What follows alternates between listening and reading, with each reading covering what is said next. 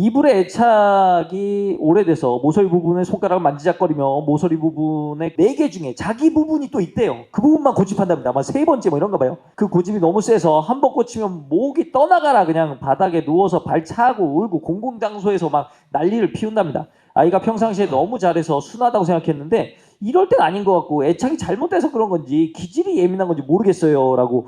야, 이건 약간 기질적인 부분인지 애착인지 약간 복합적인 건데요. 어떻게 원장님 이거 뭡니까? 일단 애착이라는 건 관계죠, 관계. 예. 나와 아이의 어떤 정서적인 유대가 뭐 끈끈한 느낌, 관계입니다. 관계는 너와 나가 있는 거고요. 너와 나가 있으면 어떻죠? 너의 성격과 나의 성격이 있는 겁니다. 그렇기 때문에 이게 물로 딱 나누듯이 기질의 문제냐, 애착의 문제냐 이렇게 나누기 어렵습니다. 두 개 다 영향을 주는 겁니다. 그래서 우리가 이때 중요한 건 기질의 문제냐, 애착의 문제를 이렇게 수학처럼 딱 나눌 수가 없습니다. 관계는 원래 서로의 성향과 성격에 따라 상호작용을 받는 거니까요. 그래서 이때 중요한 건 여러분들이 해야 되는 건 애착이냐 기질이냐 이거보다 내 성격과 아의 성격이 뭐가 비슷하고 뭐가 다를까 이걸 찾아보는 거예요. 궁합 같은 거죠. 그래서 이런 궁합이 있을 때 약간 나도 모르게 하는 행동 패턴이 있습니다. 예를 들어서 나도 좀 불안한 사람이에요. 내 아이도 조금 불안감이 높아요. 그러면 일반적으로는 불안감이 증폭이 됩니다. 나도 그럼 얘도 그럼 어떨까? 또 내 어린 시절을 반추하기도 하죠. 나도 이것 때문에 힘들었는데 얘도 힘들면 어떨까? 맞아. 그게 보기 싫다? 나랑 똑같은 그 싫은 모습 보면. 그래서 나도 모르게 불안감이 증폭되는 그런 성향이 생길 수도 있고요. 오히려 반대인 경우도 있어요. 나는 에너지가 엄청 낮은 사람이에요. 근데 애기가 에너지가 엄청 높아요. 그러면 그냥 힘들죠. 안 맞는다고 표현하죠, 실제로. 안 맞아서 아이를 보는 게 너무 힘들어요. 얘가 잘해도 힘들어. 잘해도 약간 짜증이 나.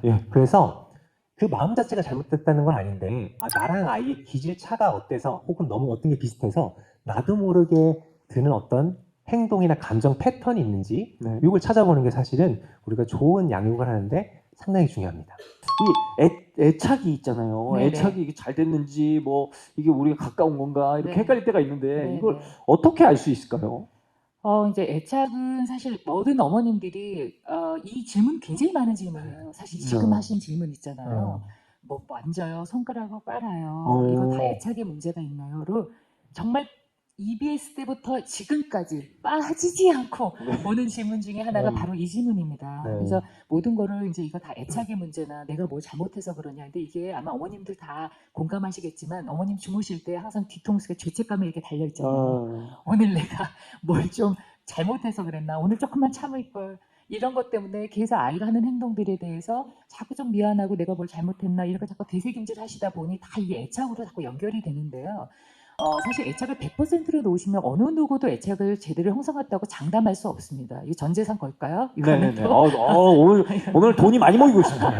네, 그러니까 여러분들이 최선을 다하시기만 하면 되는 거예요. 그러니까 우리가 보통 이거를 good enough mother라고 하긴 한데 충분해. 이 정도면 충분해. 하셔야지 여러분의 기준을 100% 놓아서 애착을 그냥 100%로 내가 다 때려서 얘한테 준다. 불가능합니다. 네, 그러니까 불가능한 걸 꿈꾸지 마시고 내가 오늘 한테 51%만 돼도 좀 더 잘한 겁니다. 그러니까 이렇게 좀 기준을 좀 낮추셔라. 애착에 대해서는 그렇게 좀 말씀을 드리고 싶고요. 이 질문과 관련돼서 이 만 2세 정도 돼가지고 애착 입을 만지는 거나 이런 거는 또 이제 심리적으로 이렇게 표현하기도 해요. 엄마로부터 분리되기 전에 아이들이 중간 대상을 좀 삼아요.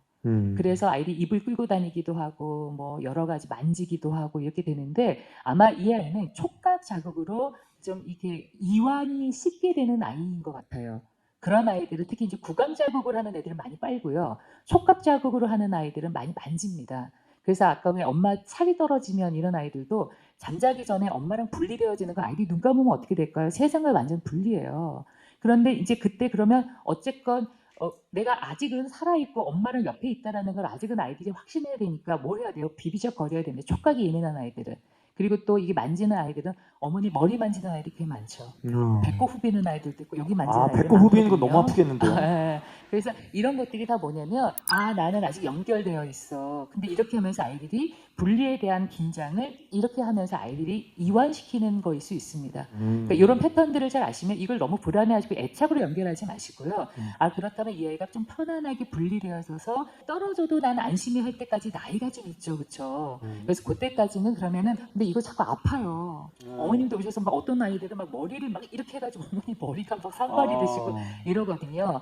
그러면 좀 촉각으로 아이가 뭔가 연결되어 있으면서 촉각으로 이거를 좀 위안하고 이완시킬 수 있는 게 뭐냐. 그래서 아까 말랑말랑한 걸 좀 만지게 하는 거라든지 이런 것도 좀 도움이 되고 지금 떨어져 있지만 같이 옆에 있다는 걸 알려면 그래서 동화책 같은 거 많이 좀 읽어주시면 이제 이런 것도 좀 도움이 되고 근데 이제 잠이 진짜 안 오는 아이들은 10권, 20권 읽어도 잠을 안 자기는 해서 네, 그래서 굉장히 좀 어렵기는 하지만 이런 패턴들을 좀 찾아가시는 겁니다. 그래서 이게 문제행동이라기보다는 발달 과정에서 엄마랑 분리되어지는 상황에서 아이들이 아직은 이게 좀 불안할 때 그 자극을 위안할 수 있는 자극을 찾는 어떤 하나의 자구책이다. 이렇게 좀 생각하시면 너무 애착으로만 연결하지 않으셔도 되겠고 많이 애착이 너무 염려가 된다. 낮 시간에 화려하게 보내시면 됩니다. 낮 시간에 아이하고 막 좀 놀아주시는데 이 놀아주는 것도 뒤에 또 이야기를 하겠지만 잘 놀아주셔야 돼요. 그래서 그거는 뒤에 또 하나의 여러분들 의문점을 남겨놓고 제가 또 나중에 또 말씀드리도록 하겠습니다. 자, 그래서 애착에 관해서 이제 우리가 질문들을 좀 받아봤는데 저희 OX 퀴즈를 준비했습니다. 그 애착이라는 것에도 흔히 말하는 그 결정적 시기가 있나? 뭐 이런 게 굉장히 궁금하기도 하고요. 그리고 36개월이 이제 애착이 중요하다 뭐 이런 얘기를 들은 적이 있는 것 같은데 현장에 계신 분들의 생각을 한번 들어보도록 하겠습니다. OX. 자, 첫 번째, 애착은 한 번 형성되면 바꿀 수 없다. 네. X가 상당히 많습니다. X가 상당히 많고 여기 적어놔야겠어요. X 상당히 많고. 그리고 두 번째, 애착이 형성된 사람이 꼭 부모가 아니더라도 조부모님이든 누구와도 안정적인 애착이 형성만 되면 된다. 네. 이건 약간 X 세모 뭐 있네요. 뭐 좋습니다. 자, 요거는 그러면은 어떻게 교수님 이거는 네. 어떨까요? 이 한 번 형성되면 바꾸기 어려운가요? 예전에 그렇게 알고들 계셨죠. 네. 그래서 이제 만 3세 때까지 정말 죽을 힘을 다해서 아이들이 키우셨어요. 네. 한동안 방송에서 막 이제 마음 읽어주기 막 이제 이런 거 해가지고 그래서 보수 방송 보면 어머님들이 냉장고에 뭐 붙여놓으셨어요. 화가 났구나, 속상하구나 이런 거. 그래서 막 화가 나시면 막 참으시고 외국 가서 한번 보시고 와서 화가 났구나 이제 막 이렇게 하시거든요. 표정 썩었는데요. 네, 그럼 애들은 눈은 매서운데 입은 친절해 이게 뭘까? 너무 아이러니하다.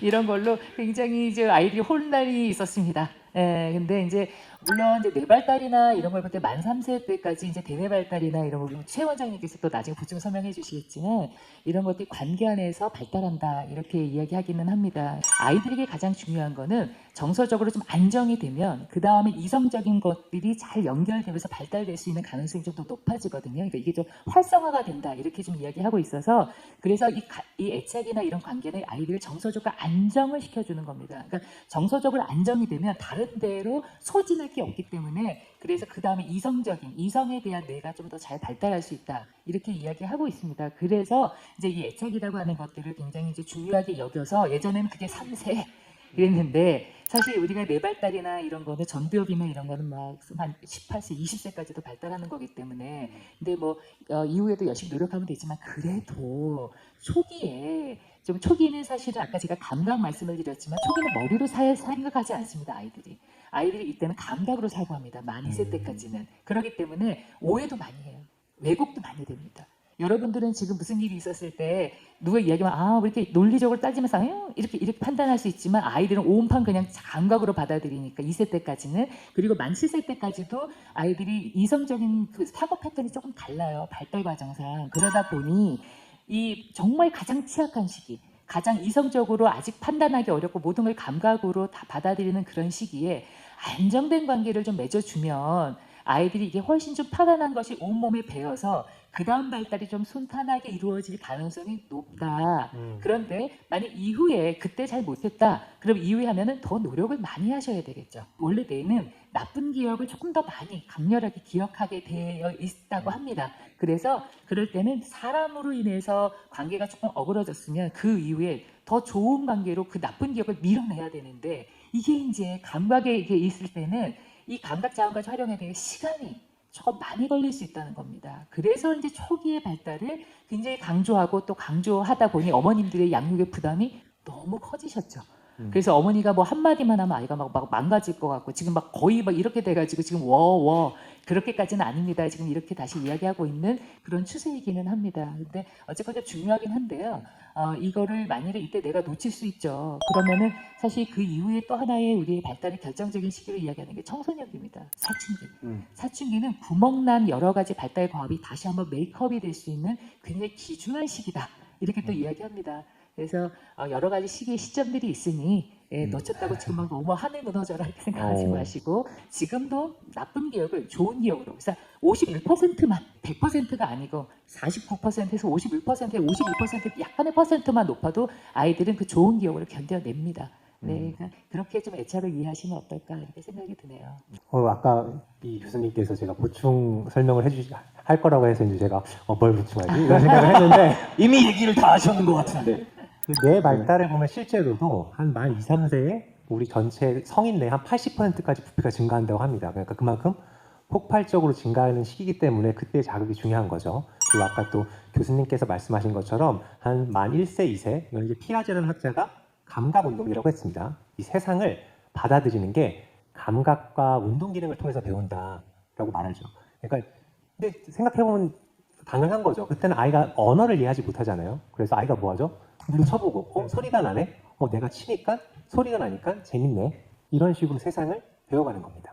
그래서 이때 어렸을 때가 그럼 중요한 건 분명하고요. 다만 나중에 다시 그러면 이거를 뭐 보충할 수 없느냐? 그건 아니죠. 언제라도 보충할 수 있습니다. 근데 말씀하신 것처럼 시간과 노력이 조금 더 들 수 있습니다. 그래서 여기 계신 분들은 아마 자녀분들이 다 어리시잖아요. 그래서 애착 관계에 대해서는 너무 어렵게 생각하지 마시고 또 애착 관계가 너무 중요하다 이렇게 부풀려진 면도 있는 것 같거든요. 그래서 여러분들이 제가 애착 관계들 항상 말씀드릴 때 중요시하는 건 뭘 더 잘하려고 하는 것보단 내가 잘하지 못하게 만드는 걸 피하는 게 훨씬 중요합니다.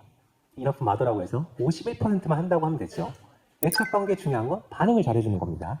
아이가 웃으면 나도 웃고, 아이가 안아달라고 하면 나도 안고, 아이가 손짓을 하면 나도 같이 봐주고, 이런 반응을 잘해주는 건데 이 반응은 어려운 게 전혀 아닙니다. 누구나 할 수 있는 겁니다. 그렇죠? 근데 이 반응을 못하는 이유는 내가 너무 지쳤거나 내 죄책감이 너무 많거나 내가 너무 피곤하거나 이런 상태거든요. 그래서 여기 계신 분들은 사실은 이렇게 바쁘신데 아침까지 오신 분들은 다 이렇게 관심을 두신 분이죠. 그렇기 때문에 더 잘하려고 하는 것보다 더 중요한 건 내가 지치지 않고 내가 힘들지 않고 내가 애착이라는 것 때문에 너무 압도돼서 어떻게 해야 되지 머리로 너무 생각하는 거 이런 걸 줄이시는 게 훨씬 중요하다고 할 수 있습니다. 알겠습니다. 그러면 애착은 아까 약간 OX로 좀 나뉘긴 했는데 애착은 아무나 뭐 생기면 되는 겁니까? 이게 좀 애매하긴 한데 사실은 이제 이것도 예전에는 부모가 무조건 아이를 키워야 된다 이런 걸 너무 강요해서 만 3세까지는 그냥 죽었다 생각하고 키워라 이런 얘기도 했죠. 근데 그렇지는 않습니다. 애착이라는 건 사람과의 관계를 쌓는 능력이거든요. 이 사람을 내가 믿을 수 있는지, 이 사람과 내가 믿어서 서로 상호작용을 잘 할 수 있는지 이런 정서적 개념입니다. 그렇기 때문에 부모가 꼭 아니어도 조부모건 베이비시터건 어떤 사람과 유일한 관계를 잘 맺을 수 있으면 그건 애착 관계는 좋은 겁니다. 다만 그럼에도 어쨌든 아이가 있을 때 평생 아이를 돌봐야 되는 건 이제 부모죠. 결국에는 조부모님도 물론 돌볼 수 있겠지만 조부모님보다 내가 아이랑 같이 있어야 되는 상황 훨씬 많잖아요. 그렇기 때문에 부모와의 관계가 중요한 것도 맞습니다. 부모가 있어야지 무조건 애착 관계가 되느냐? 그건 아니지만 여전히 부모 역할은 중요는 하다라고 조금 애매모호하게 말씀드리겠습니다. 어떤 느낌인지 알 것 같습니다. 자, 그러면 또 저희가 또 애착에 관련돼서 질문을 받아봤거든요. 사례를 한번 읽어보도록 하겠습니다. 아이가 2개월인 어린 시기부터 어린이집에 다니기 시작했어요. 낯가림이 없는 시기라 적응이 오히려 쉬웠다고 생각했는데 7월부터는 제가 복직하여 9시부터 저녁 7시까지 오랜 시간 어린이집에 있게 됩니다. 너무 어릴 때부터 오랜 시간을 보내면 교사와 부모 중 주위 양자가 누군지 애착이 혼동될 수 있지 않을까 걱정돼요. 이런 걱정될 수가 있죠. 자, 그리고 만 2세 남녀 쌍둥이를 키우고 있습니다. 평일에는 워킹맘인 저와 외할머니가 양육을 도맡고 있는데요. 남아의 경우는 주위 양육자를 외할머니로 인식하고 있는 것 같습니다. 문제는 외할머니가 주말이면 고향에 내려가신다는 거죠. 여아가 엄마에 대한 집착이 심해서 질투를 하는 바람에 자주 엄마 곁에서 밀려납니다. 만 4세 엄마가 아가가 태어나자마자 일을 해야 해서 주 양육자였던 아빠와 애착이 강하게 형성되어 있습니다. 그래서 지금도 아빠가 일하러 가거나 엄마하고만 다니면 살짝 불안하거나 우울해하는데 엄마하고 애착이 덜 형성되어도 괜찮을까요? 라고 하셨는데 와, 자, 요 얘기는 이제 그 주 양육자 애착 혼동하면 어쩌죠? 뭐 걱정하는데 네. 이거 어쩌죠? 만 1세가 지금 안 된 아이인데 어쨌건 그래도 어머님이 2개월부터는 지금 아이를 좀 키우셨고 그래서 아이하고 기본적인 어떤 상호작용은 좀 해오시지 않았을까 하는 생각은 들고요. 근데 이렇다고 해서 만일에 애착의 혼돈을 준다고 해서 지금 안 보내실 수 없는 상황이신 것 맞아. 같아요. 네, 그렇다면 이 상황에서 내가 어떻게 최선을 다하면 되는가에 대한 문제일 것 같습니다. 네, 그래서 이 양육에 있어서는 일관성, 특히 초기 0에서 한 2세 때까지는 좀 일관성 있는 패턴으로 아이를 대하는 것이 가장 좀 바람직하기는 합니다. 그러면 어린이집 선생님하고 잘 이렇게 협력을 하셔서 어린이집 선생님의 패턴이 어떠신지 이런 걸 좀 같이 좀 맞춰보시는 것도 하나 방법일 수 있겠고요. 그 다음에 데리고 아이가 7시면 오잖아요. 그 이후에 아이가 엄마를 못 보는 게 아닙니다. 그렇죠? 그러면 그 7시부터 아이를 물론 어머니가 퇴근하시고 좀 지치셔서 사실 아이를 씻기고 그리고 아이 자야 되니까 그래서 보통 직장을 다니시는 분들은 아이를 어린이집에 데리고 온 다음에 씻기고 재우면 끝이에요. 사실 그렇게 되거든요. 그렇지만 그 짧은 시간이라도 아이가 좋아하는 걸 좀 같이 해주시면 됩니다. 그래서 어쨌건 있는 시간에 양이 부족한 걸 더 어떻게 하겠습니까? 그렇다고 어머님이 지금 직장을 그만두시겠습니까? 만일에 그만두신다면 방법이 있겠지만 그렇지 않다면 그 있는 시간에 효과적으로 질을 어떻게 보충할 거냐. 그의 포인트는 뭐냐면요. 아이가 좋아하는 걸 함께 해주는 겁니다. 가장 최상의 처방이다. 이렇게 좀 볼 수 있겠습니다. 그래서 너무 걱정하지 마시고요. 그리고 이미 어머니가 좀 키우신 게 있으시니까 그리고 선생님하고 잘 협력하셔서 아이 패턴이나 이런 걸 잘 같이 좀 주고 받으셔서 의사소통을 하셔서 조금의 양육의 일관성을 조금만 가지고 가신다면 염려하시는 것 같이 주양육 부족가 혼돈되는 이런 일은 없지 않을까 이렇게 예상이 됩니다. 질문 모음을 한번 보도록 하겠습니다.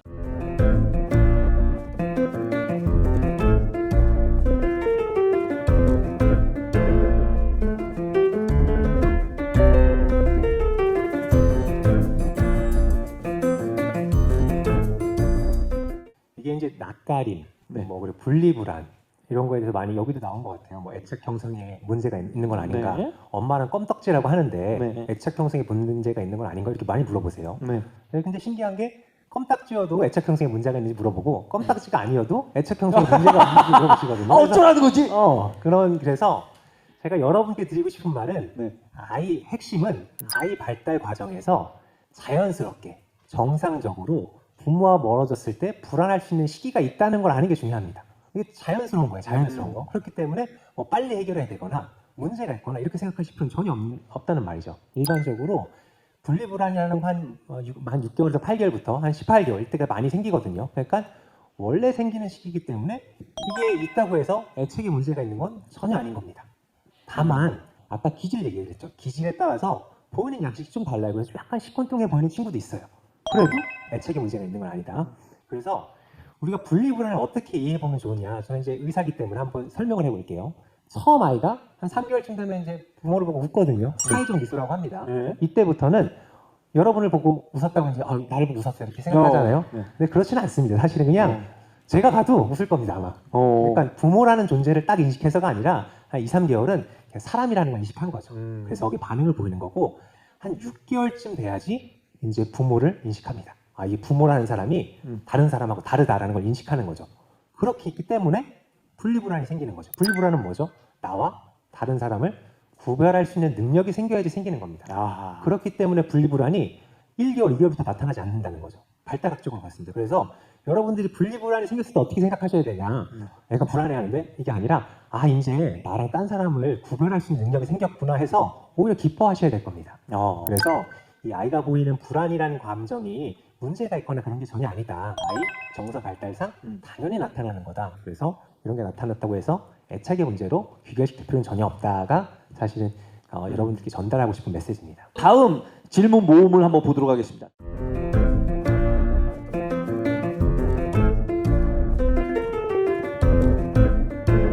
지금 거의 유사한 질문들이 네, 많으셔가지고 그렇죠.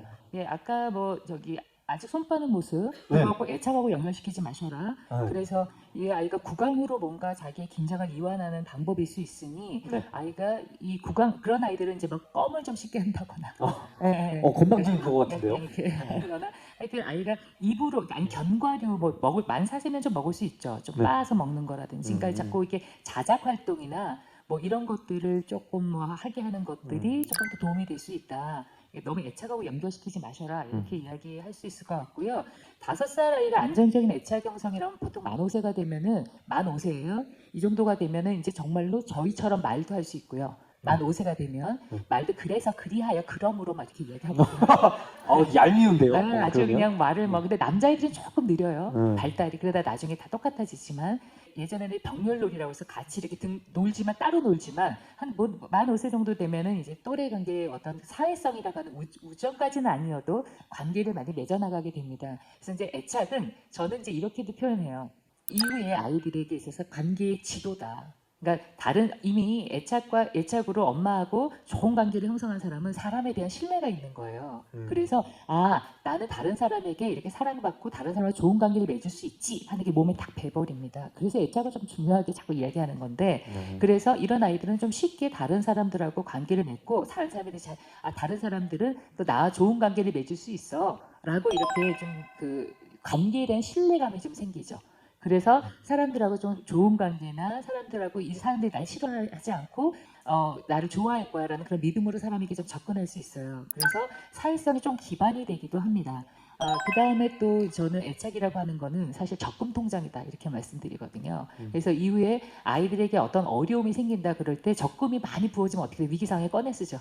그래서 나는 충분히 사랑받고 내가 여기 태어난 데 이유가 있어라는 어떤 자기에 대한 신뢰가 생기는 게 이제 애착이 좀 기반이 되거든요. 그렇기 때문에 어려움이 있거나 그럴 때 사랑받았던 기억과 좋은 기억들을 아이들이 좀 떠올리면서 견뎌낼 수 있죠. 이게 이제 자존감하고 그래서 좀 연결이 되기도 합니다.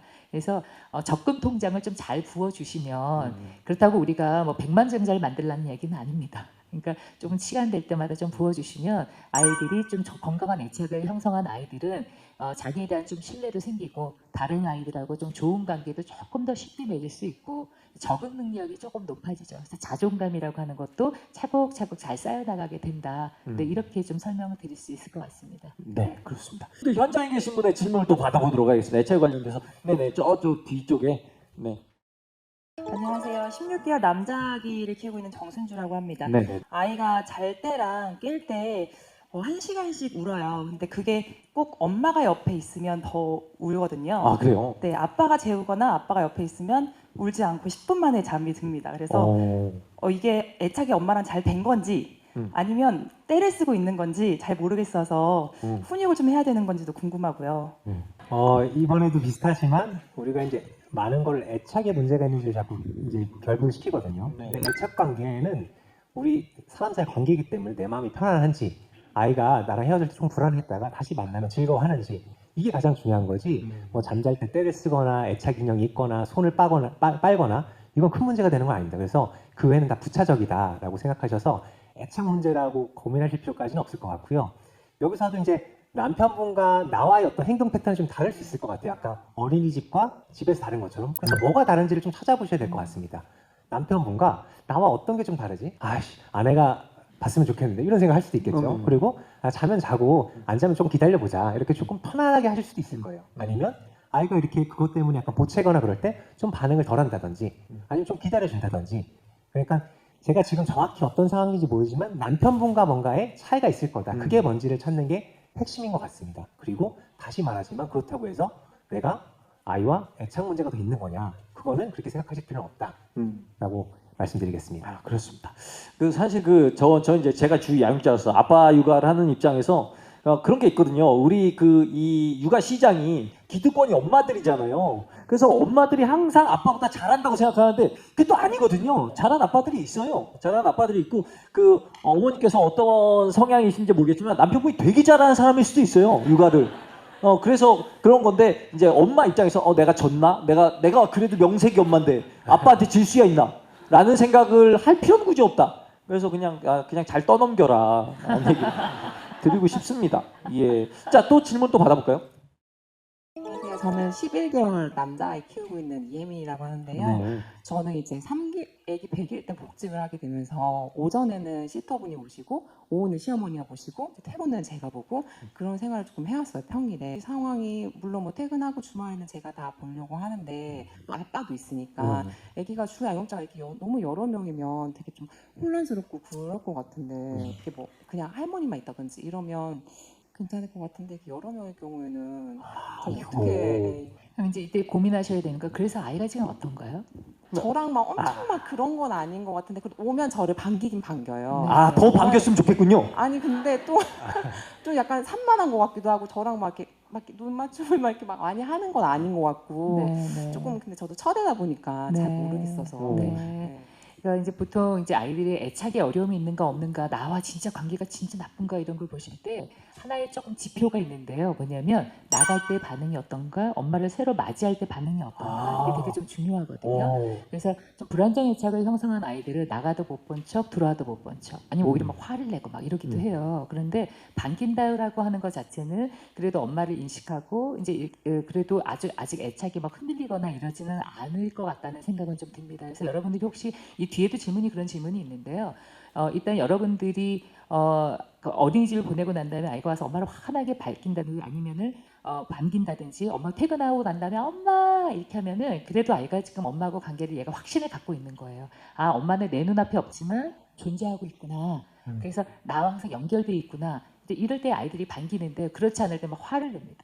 화를 내거나 아니면 못 본 척해요. 네, 그러니까 이런 게 있을 때는 조금 한번 좀 들여다 보셔야 되는데요. 그렇지 않다면 일단 1번으로는 뭐 조금 그 부분에 대해서는 애착과 관련돼서는 이제 조금 더 이후의 시간에 엄마 있는 시간에 엄마하고 좀 좋은 시간을 그러니까 좋은 11개월이라면 좋은 시간은요 별게 없어요. 아까도 말씀드렸죠. 만 5세 때까지 아이들하고 좋은 시간은요. 아이가 좋아하는 놀이 그냥 같이 해주시면 돼요. 그리고 또 그 놀이도 여러분 아까 제가 to be continued 제가 좀 이따 말씀드리겠다고 했는데 자꾸 반복이 돼서 제가 지금 말씀드리자면 놀이도 어떻게 하시냐면요. 오늘 이 놀이 하자 필요 없습니다. 예, 그렇게 하지 마세요. 그거 가짜 놀이가 될 수 있어요. 그게 아니 그리고 또 안녕하세요, 여러분 뭐 이렇게 여러분 안 하셔도 돼요. 예, 여러분들이 자꾸 이 주도권을 잡으시면 그 놀이는 그때부터 아이의 놀이가 아니라 엄마 놀이가 됩니다. 그래서 아이는 구경꾼이 돼요. 근데 이 놀이는 철저하게 아이가 주인이 되도록 만들어줘야 되거든요. 그러게 될 때 아이가 진짜 와, 나 놀았다. 이렇게 됩니다. 그래서 근데 11개월이라면 아이가 이렇게 어디 눈을 이렇게 보고 있으면 그걸 가지고 같이 관심을 가지시고 그걸 가지고 좀 놀이하시면 돼요. 그리고 남자아이들이기 때문에 11개월이거나 그러면 좀 몸으로 같이 놀아주는 것도 도움이 많이 되거든요. 그래서 이 아이 발달 단계에 맞고 아이가 진짜 좋아하고 자기가 선택하는 그런 거를 그냥 함께 해주시면 되는데 놀이가 또 너무 어렵게 생각하지 마세요. 놀이라고 하면 여러분 꼭 앉아서 소꿉놀이 하는 게 놀이라고 생각하시잖아요. 아니요. 설거지하는 것도 놀이가 될 수 있습니다. 그리고 엄마가 뭐 청소할 때 아이가 뭐 걸레 들고 흉내 내게 하면 그것도 놀이가 될 수 있어요. 재미있으면 됩니다. 네, 그러니까 여러분 놀이를 너무 압박감을 느끼지 마시고 그냥 즐겁게 시간을 공유하는 거면 오케이. 네, 이렇게 좀 생각하시면 될 것 같고요. 근데 이제 물론 심리학적으로나 이렇게 볼 때 양육자가 11개월 뭐 이럴 때 이렇게 3명이 막 돌아가는 거는 사실은 아이에게 이렇게 아주 안정적인 환경이라고 보기는 사실은 조금 한번 고려해 볼 만한 환경이기는 합니다. 그런데 아이가 좀 순한 아이라면 그거를 좀 잘 견뎌내고요. 그렇지 않다고 하면은 예민한 아이라면 벌써 티를 냈을 거예요. 근데 이제 그렇지 않아서 이제 조금 뭐 좀 그냥 지나가고 계시는 것 같은데요. 만일 아이가 요거를 좀 견딜 수 있다면 근데 될 수 있으면 좀 일치를 시켜라 하는 거는 이제 심리치료자로서 제가 좀 권해드리고 싶은 그런 사항이긴 합니다. 네.